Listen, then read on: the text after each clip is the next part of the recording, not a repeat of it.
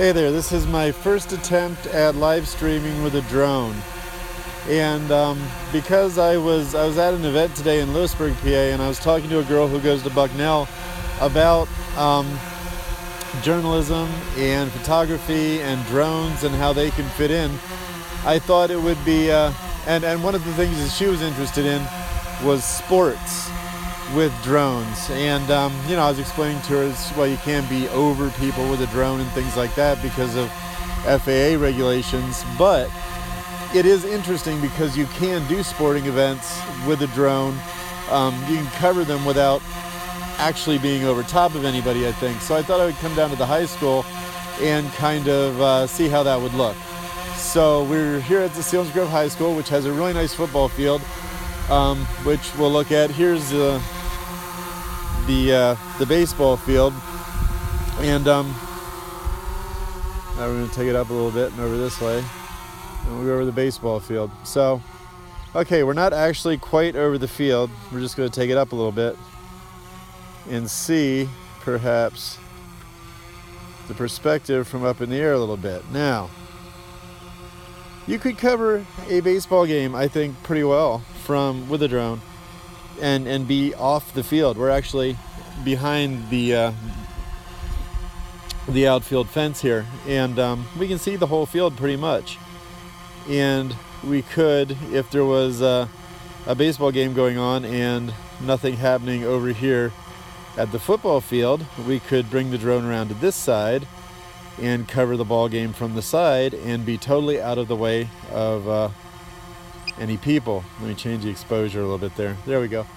And so I think drones are an awesome tool as far as for the modern journalist. Oh, there we have a pedestrian, so we don't want to go over him, but that's okay because we don't have to. And last year I was streaming a football game. I did half of it on YouTube and the other half on Facebook Live just to see the difference between the two. We were there in the stands, and we were doing it on cellular data as opposed to being on Wi-Fi with the school system. And it worked out really well. I really liked the results of that. We were right about on the say the 30 to 40 yard line of the Seals end, which is the end toward us. And we covered the game really well. I had a telephoto lens with me for the iPhone, and we streamed it with an iPhone 6S Plus. And like I said, it turned out really well. So from here, you could cover the football game pretty well. And if you wanted, like over here, we have the practice field. So you could technically, because there wouldn't be anybody on the practice field, at the same time, we could sort of just slide right on over here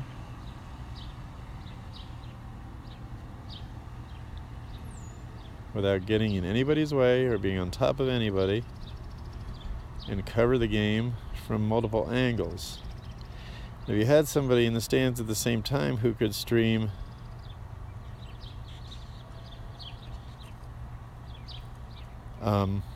with a mobile device like an iPhone, and an iPhone does great 4K video. I mean, iPhone makes an awesome mobile camera setup, especially if you have an external battery pack or something of that nature to get you going through an event that's more than an hour or whatever the lifespan of your battery is. I found out though I didn't charge it, and I got through both halves of the football game on those two different systems with one charge. Barely. I mean, it died as soon as the game was over, essentially.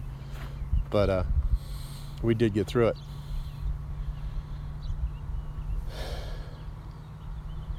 So that's kind of a lot of what I wanted to do with this, and just to see if we bring up that a little bit. The awesome kind of video that you can get with this, and we could get a good view of this. We could come in closer too, lower and closer. I just don't want to because I'm standing on the other side of the football field here, and I don't want to hit those towers. But we're still line of sight. It's hard to judge 100% when you're on the other side of the field. So I'm going to kind of bring it back this way a little bit.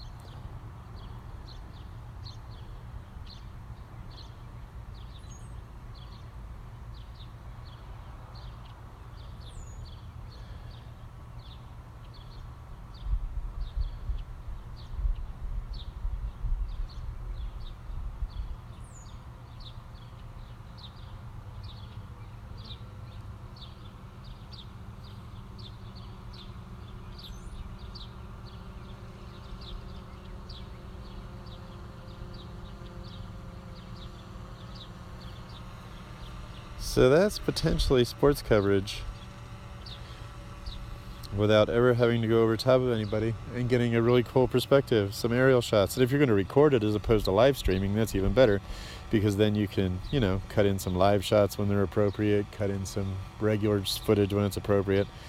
But I just think, there's so much opportunity right now for freelance/independent journalism and just crowdsourced on the fly journalism. Like so many people in the world have a mobile device on them at all times now, and they have the opportunity that when news happens and they happen to be there, to be the first persons on the scene and just capture video and to get it to the rest of the world.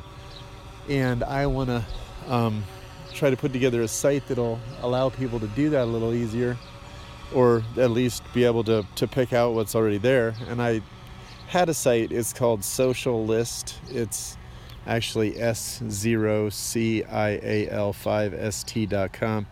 And it was supposed to be a way to like combine all your social network feeds into one sort of platform or app via RSS, and that way you could just monitor all your social networks from having one thing open, one window or one app. But I never really took that anywhere, so I thought, well, I'll keep the same social list concept. It's, a fun little play on words.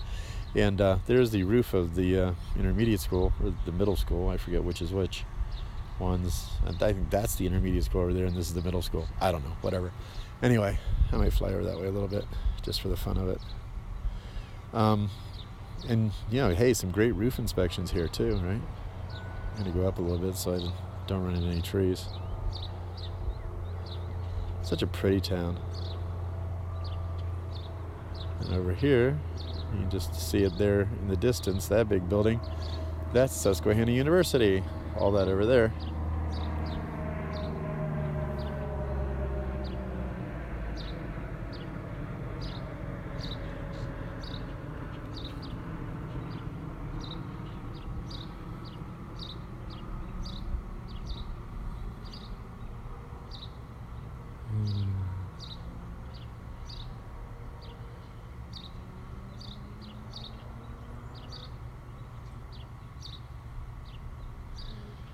And I think we'll fly back over toward me. Got some cool footage there. And this is my first time doing this. I just did it on Facebook, and then I switched over to YouTube to try and do a video on here. What do we got here? 8 minutes 44. That's another thing I like about the Phantom, is because the battery lasts for so long. And I just did a quick battery change out without interrupting the live feed, and I found out I can do that too, because I didn't know that. You can also change out the battery in a couple of seconds, get the drone back in the air. Like if you're covering a football game and you have 4 quarters and you just bring it down every quarter and you have a charged battery to put in it, there's plenty of time to bring it down, do a quick, visual safety check, stick a new battery in it, take it off, and be ready for the next quarter of football. And here, we'll come on over here, start dropping down. And I think we had a great flight. We could go substantially longer, but I have no real reason to at the moment.